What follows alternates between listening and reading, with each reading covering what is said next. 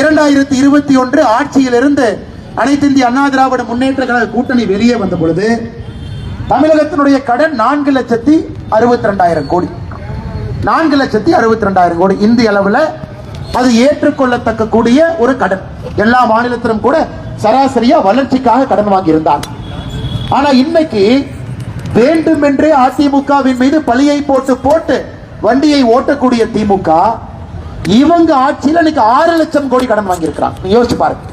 1947 சுதந்திரம், 1950 52 தேர்தல், 52 இருந்து தொடர்ச்சியா ஆட்சி, அப்ப இருந்து 2021 வரைக்கும் 4,62,000 கோடி கடன்.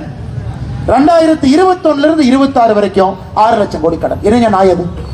10,62,000 கோடி இன்னைக்கு கடன். இன்னைக்கு தேதியில இன்னைக்கு இங்க எல்லாம் சாதாரண பொதுமக்கள் இருக்கிறீங்க. சாதாரண பொதுமக்கள் நீங்க யோசிக்கணும்.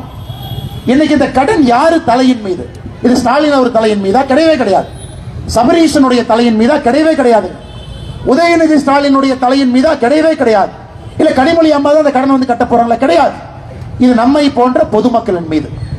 ஆட்சிக்கு வந்த பொழுது ஒரு ரேஷன் அட்டையின் மீது 2,10,000 ரூபாய் இருந்த கடன் இன்னைக்கு 4,82,000 ரூபாய் உயர்ந்திருக்கு. யோசிச்சு பாருங்க. 2,10,000 ரூபாய் கடன் எங்கீங்க?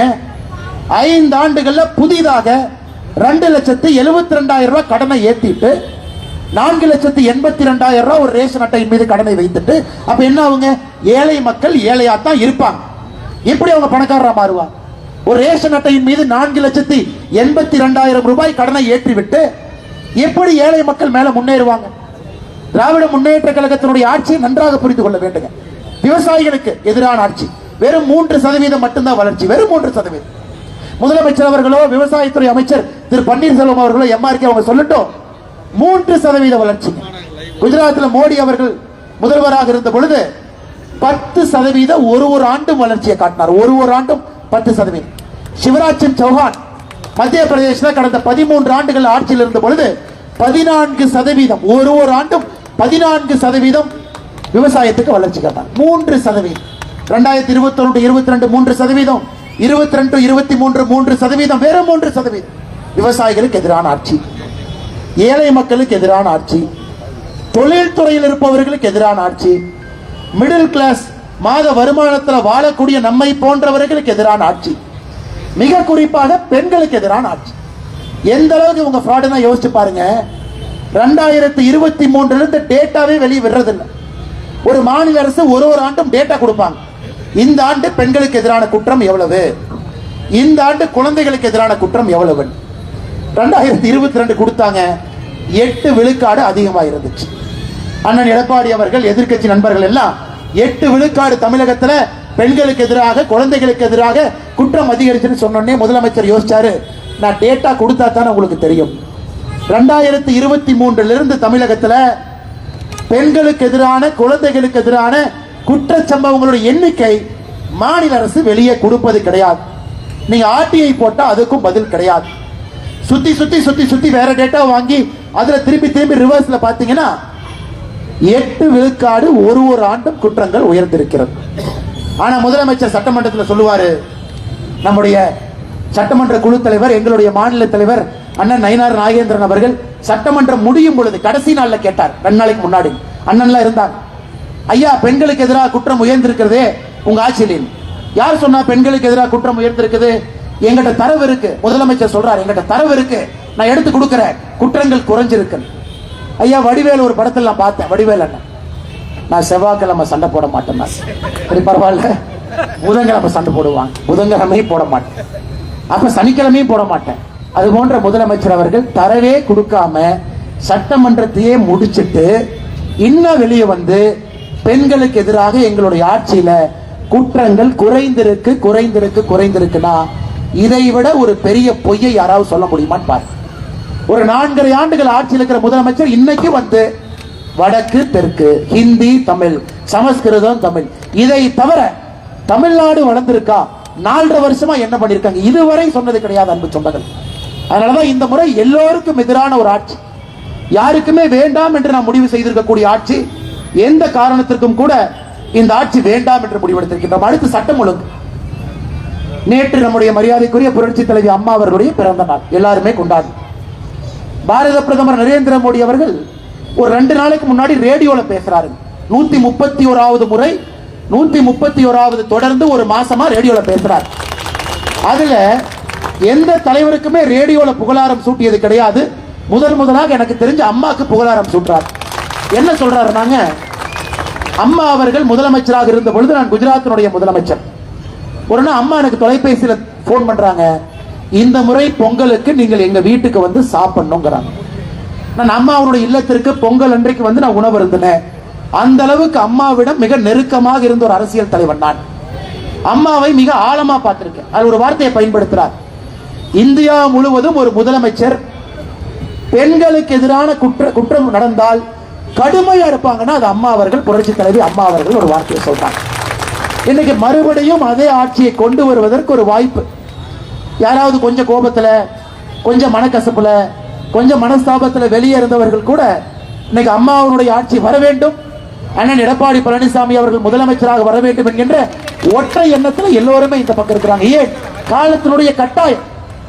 நாம யாராவது ஏதாவது பண்ணி திராவிட முன்னேற்ற கழகம் ஆட்சிக்கு வந்துட்டா அது மன்னிக்க முடியாத பெரும் குற்றமாக மாறிவிடும் என்று அண்ணன் டிடிவி தினகரன் அவர்கள் இன்னைக்கு தேசிய ஜனநாயக கூட்டணியில மிக வலிமையாக அண்ணன் எடப்பாடி பழனிசாமி அவர்கள் பின்னால் நின்று கொண்டிருக்கிறார்கள். எதற்குங்க? இந்த வரலாற்று சிறப்புமிக்க தேர்தலில் ஒரு சரித்திர பிழை நடந்துவிடக் கூடாது என்கின்ற ஒற்றை காரணத்திற்காக.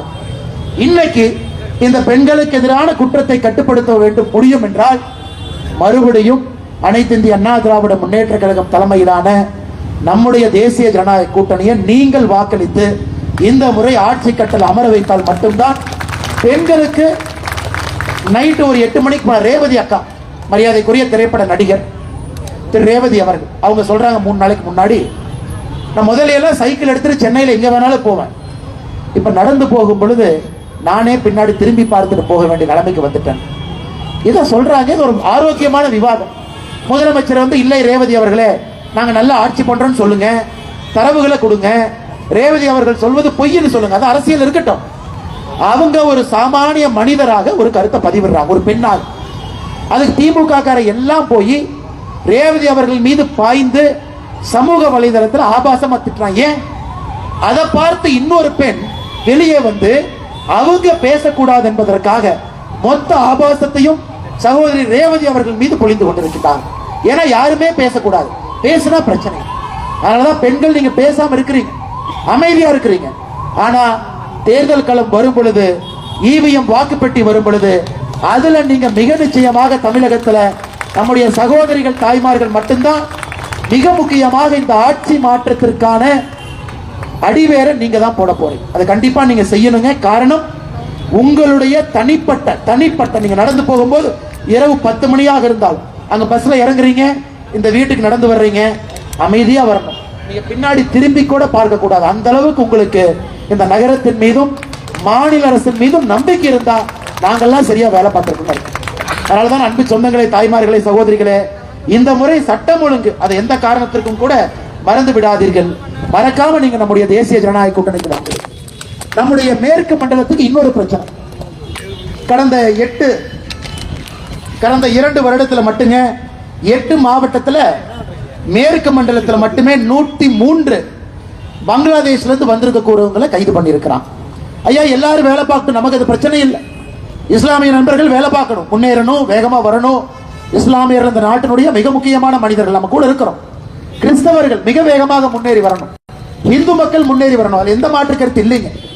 நம்முடைய கோபம் என்னன்னா, சட்டத்திற்கு புறம்பாக பங்களாதேஷிலிருந்து வெஸ்ட் பெங்காலுக்குள்ள ஊடுருவி இங்கே வந்து கடந்த 2 வருடத்துல மட்டும் 103 பேர் கைது செய்யப்பட்டிருக்கிறார். அதுல யோசிச்சு பாருங்க, 4 நாளைக்கு முன்னாடி திருப்பூர்ல 8 பங்களாதேஷ்காரங்களை டெல்லி ஸ்பெஷல் போலீஸ் தூக்கிட்டு போகுது. எதுக்கு அந்த 8 பேர்த்த தூக்கிட்டு போறீங்கன்னா, பாகிஸ்தான் ஐஎஸ்ஐயோடு நேரடி தொடர்புல அவங்க இருக்கிறாங்க, அதனால் கைது பண்ணி டெல்லிக்கு எடுத்துட்டு போறோம். எவ்வளவு பெரிய அபாயம் மேற்கு மண்டலத்தில் இருக்குன்னு மட்டும் யோசிச்சு பாருங்க. தொழில் நகரம், அமைதிக்கு பூங்காவாக இருக்கக்கூடிய கோயம்புத்தூர் பகுதி, இப்பதான் ஒரு சூசைடு பாம் பிளாஸ்ட், ஒரு கார் வெடிச்சு இப்பதான் 2 வருஷமா வெளியே வந்திருக்கும். 98 நடந்த குண்டு வெடிப்பு கோயம்புத்தூரை 20 ஆண்டுகள் பின்னாடி போயிருக்கு. இது நடந்த பொழுதெல்லாம் யார் ஆட்சியில் இருக்காங்கன்னு பாருங்க. 98 குண்டு வெடிப்பா, ஆட்சியில் திமுக காரங்க தாங்க இருப்பாங்க. 2023-24 கோயம்புத்தூர்ல சூசைடு பாம்பு பிளாஸ்ட் நடந்ததா? யார் ஆட்சியில? திராவிட முன்னேற்ற கழகம். இவ்வளவு பங்களாதேஷ்காரங்க ஊடுருவிக்கிறாங்க. 8 பேர் 2 நாளைக்கு முன்னாடி டெல்லி போலீஸ் கைது பண்ணிட்டு போறாங்க. பாகிஸ்தான் ISIயோட நேரடி தொடர்பில் இருக்கிறாங்க. யாரு? திமுக காரங்க. அதனால் சட்டம் ஒழுங்கு மேற்கு மண்டலத்தை பொறுத்தவரை, கோயம்புத்தூரை பொறுத்தவரை சட்டம் ஒழுங்குக்கு நீங்க முக்கியத்துவம் கொடுக்கணும். எந்த பகுதியில சட்டம் ஒழுங்குக்கு முக்கியத்துவம் கொடுக்கிறாங்களோ இந்த பகுதியினுடைய மக்கள் சட்டம் ஒழுங்கு கொடுக்கணும். ஏன்னா இன்னொரு முறை இது போல ஏதாவது நடந்தாங்க மறுபடியும் 20 வருஷம் பின்னாடி போயிடும். ஐயா, இந்த ரோடு காலப்பட்டி ரோடு 2.25 லட்சம் ஸ்கொயர் ஃபீட்டுங்க ஐயா. Software park வேலையாகுது. 2.25 லட்சம் ஸ்கொயர் ஃபீட்.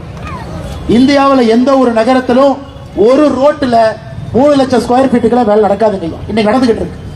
அந்த அளவுக்கு கோயம்புத்தூர் இன்னைக்கு தான் தட்டு தடுமாறி ஒரு இடத்துல உட்கார்ந்து மறுபடியும் வளரப்போகுது நிலைமைக்கு வந்திருக்கும். இன்னைக்கு தமிழ்நாட்டில் மாவட்ட அளவில் முதன்மை மாவட்டமாக கோயம்புத்தூர் இருக்கு. அதாவது ஒரு மாவட்ட பொருளாதார உற்பத்தியில் கோயம்புத்தூர் மாவட்டத்தினுடைய குறியீடு மட்டும் பார்த்தீங்கன்னா தமிழ்நாட்டில் சென்னையும் ஓவர்டேக் பண்ணி 18 லட்சம் கோடி ரூபாய் கோயம்புத்தூர் மாவட்டத்தினுடைய GDP, மாவட்டத்தினுடைய உள்நாட்டு உற்பத்தி. நாம முதன்மை மாவட்டம், முதன்மையா இருக்கணும். அது எந்த மாற்று கருத்து இல்லைங்க ஐயா. சட்டம் ஒழுங்கு நல்லா இருக்கணும். அதனால் நீங்கள் எல்லோரும் இந்த முறை பக்கத்து வீட்டில் சொல்லுங்க. திருமுனை பிரச்சார கூட்டத்துக்கு வந்திருக்கக்கூடிய தொண்டர்கள், எல்லா முக்கியமான தலைவர்கள் தொண்டர்கள் இங்க வந்திருக்கிறீங்க. நம்முடைய முக்கியமான மூத்த தலைவர்கள் காலத்தினுடைய அருமை கருதி அவங்க பேரை சொல்ல முடியல. அமமுக அண்ணன் மூர்த்தி அவர்கள், வசந்தகுமார் அவர்கள் அங்க வந்திருக்கிறாங்க. அதே போல பாட்டாளி மக்கள் கட்சியிலிருந்து மூத்த தலைவர்கள் வந்திருக்கிறாங்க. கோவை வடக்கு மாவட்ட அமைப்பு செயலாளர் அண்ணன் வசந்தகுமார் அவங்க வந்திருக்கிறாங்க. அவர்களுக்கும் என்னுடைய வாழ்த்துக்கள். நம்முடைய சக்தி கேந்திரத்தினுடைய பொறுப்பாளராக அற்புதமாக அழகாக பாருங்க, மழையே வரக்கூடாது, பேசி முடிக்கும் போது மழை வருது பாருங்க. ஆச்சரியம். இந்த மழை வர்றதுக்கான நேரமே இல்லை. சக்தி கேந்திரத்தினுடைய கூட்டத்தினுடைய நம்முடைய பொறுப்பாளராக இருக்கக்கூடிய அண்ணன் SK நாகராஜ் அவர்கள், நம்முடைய ஆற்றல் மிகுந்த மண்டல் தலைவி, ஒரு பெண், மிக சிறப்பாக நம்ம எல்லாம் வழிநடத்தி கொண்டு அடுத்த கட்டம் நம்ம எடுத்துட்டு போறாங்க. உமாதேவி அக்கா அவர்கள், அதே போல மேடையில் இருக்கக்கூடிய எல்லா தலைவர்களுக்கும் மரியாதை கலந்த வாழ்த்துக்களை தெரிவித்து, இன்னைக்கு எடப்பாடி அண்ணன் 190 தொகுதி போயிட்டார். இன்னும் ஒரு 44 தொகுதி பாக்கி இருக்கு. நயினார் நாகேந்திரன் அவர்கள் எல்லா கட்சி மாவட்டத்துக்கு அண்ணன் ஒரு ரவுண்டு போயிட்டு வந்துட்டார். இன்னைக்கு வீடு வீட்டுக்கு போக வேண்டிய பணி நம்மளுக்கு. அடுத்த 50 நாட்கள் 2 சட்டமன்ற உறுப்பினர் இருக்கிறாங்க. அந்த சட்டமன்ற உறுப்பினர்கள் மறுபடியும் ஜெயிச்சு வரணும். மறுபடியும் நல்ல ஒரு ஆட்சி தமிழகத்துக்கு கிடைக்கணும். இது நாம் எல்லோருமே திமுகவை அகற்ற வேண்டும் என்கின்ற ஒற்றை கருத்தில் இருக்கும். இதுல ஈகோ கிடையாது. இதுல எந்த விதமான இஷ்யூ கிடையாது. திமுக போகட்டும். அனைத்து இந்திய அண்ணா திராவிட முன்னேற்ற கழகம் அண்ணன் எடப்பாடி பழனிசாமி நாம் சொல்லி இருக்கக்கூடிய சின்ன சின்ன குறிப்புகளை எடுத்து சொல்லி ஆட்சி மாற்றத்துக்கு நாம் இருக்க வேண்டும் என்று சொல்லி மிக பொறுமையாக இங்கே நின்று கொண்டிருக்கூடிய பத்திரிகை நண்பர்களுக்கும் எல்லா பொதுமக்களுக்கும் இந்த சின்ன சிரமத்தை கூட பொருட்படுத்தாம சைட்ல இருந்து பார்க்கக்கூடிய எல்லா நம்முடைய பெரியோர்களுக்கும் தாய்மார்களுக்கும், கடைக்காரன்னு நமக்காக கடையை வேகமா பூட்டுறாங்க, அவங்களுக்கு ஒரு தொந்தரவு ஏற்பட்டிருக்கும். அதற்காக என்னுடைய மன்னிப்பையும் கேட்டு வந்திருக்கக்கூடிய எல்லோருக்கும் என்னுடைய நல்வாழ்த்துக்களை தெரிவித்து உரையை முடித்துக் கொள்கின்றேன். அண்ணன் 2 பேரும் அவங்க பேசல, 2 MLAவும் அவங்க சார்பா என்னை பேசினாங்க. அதனால் என்னுடைய பேச்சு என்பது நாங்கள் 3 பேரும் 4 பேரும் சேர்ந்து பேசியதாக நீங்கள் எடுத்துக்கொள்ளுங்கள் என்று சொல்லி உரையை முடித்துக் கொள்கின்றேன். நன்றி, வணக்கம். பாரத் மாதா கி ஜெய்.